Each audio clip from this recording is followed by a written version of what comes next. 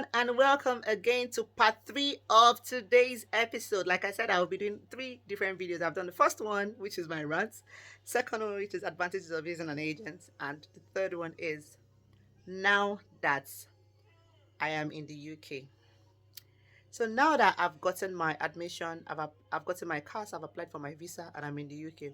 What should I do? First thing first, choose an airport that is convenient for you, and you can land in London, in whatever airport is close to your school. It doesn't have to be the airport. If anyone is cheaper, you can always and then commute, probably get a bus. But if you're coming with your family, well, you can always still land in Heathrow or something and get a bus. It's still cheaper on the long run. So when I land, what should I do? Get your apartment. Some of you might have gotten it from Nigeria. If not, get your apartment as soon as you come, and then go and get your BRP from the post office. Even before your BRP comes out, apply for your NI if you want to work during school. If not, you can hold on a bit. Another thing you should apply for that is going to be useful on the long run is your provisional driving license. Fine, people say that, oh yeah, I can use my Nigerian license for a year. You're joking. We drive on the opposite side of the road here in the UK, so you cannot.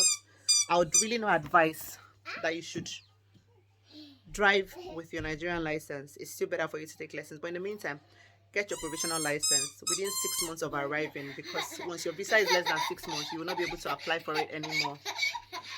Apply for your provisional license, your provisional driving license, if you've got the money. If you don't have the money, please don't stress yourself. It just saves you a lot of ID. You don't have to be, the benefit is you don't have to be carrying your BRP or your passport up and down. That license means a lot here. Like most of the applications you will see as time goes on, they will say a UK driving license or a British passport.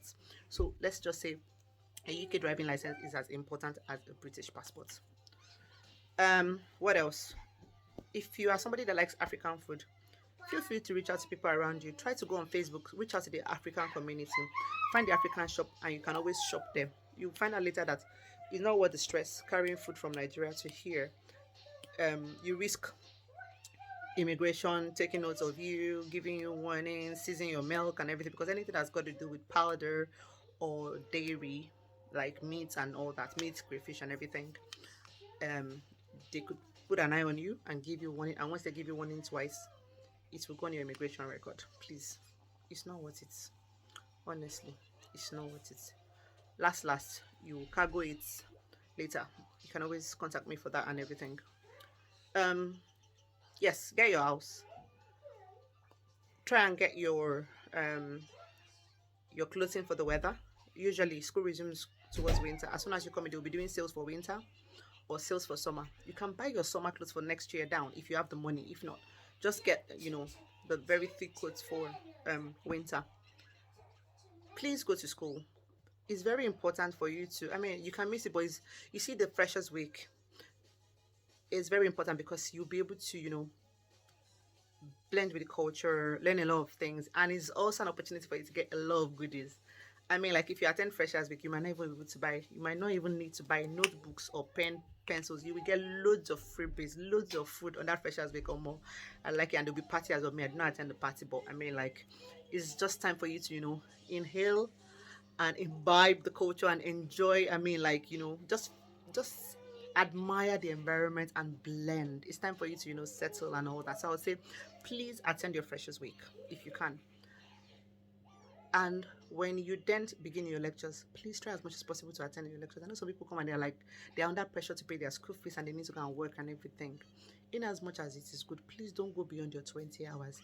You can limit it to the weekend so that you can go to school. At the same time, please leave time for library to go and research and everything. For us PAP students, I would say that for Sunderland, your note is more than enough. If you're confused on the topic, you can then go and get textbooks just to refresh your knowledge. Another thing that helped me during my time was I recorded all the class. So feel free to record the class on audio, such that when you're reading the handouts, then you can compare, you compare with the audio that you're listening to. It helps you. For me, it helped me to, assimilate quicker. And that was what helped me. So even during exams when I had like very short time to practice and all that, even for my final exams, the recordings really helped me. I'm giving you guys free tips here. What else? Try as much as possible to, relax, enjoy the environment. If you're feeling stressed or anxious or you're getting depressed, this place can be really depressing, especially if you're single. Reach out to people, reach out to me. I can connect you to people, I can refer you. Please don't live in silence. Reach out to your people back home. Call your parents at home and all that. Try to visit other cities when you're on holiday or maybe on a weekend. That notwithstanding, please do not neglect the reason why you're here is to study. Remember, do not also ignore the fellowship of the brethren. If you're a Muslim, mingle with your Muslim community. If you're a Christian, please attend church services. It gives you the ability to meet people, to to also be exposed, and then you'll be surprised at the amount of help that you would see. I mean, when I was here, I remember when I first came, I was like, oh, I'm not going to this, and I went somewhere else. I didn't feel the vibe and everything. I didn't feel the welcome. Then eventually I attended a church that was like an African church. You know what? It was the pastor of that church that eventually signed all my documents because he's also a pharmacist. So you can imagine, if I did not go there, I would have probably struggled to get somebody or paid somebody to sign. He signed it for me free of charge, even though I literally just joined. He signed all my everything, and you know what? Till tomorrow, I appreciate that fellowship of the brethren. So do not come here and say, "Oh yes, I've arrived" or whatever. You're not better than anybody. Honestly, we are all useful. Saving tips. I always, from time to time, put up, saving links and all that for your students. If you've watched some of my videos, I've said how you can, save. If you're still struggling with it or anything, there are a lot of saving tips as a student, all these card points and everything, and bonuses and all that that can help you save. You don't have to spend a lot of money. Most times, most things are the same. It's just name.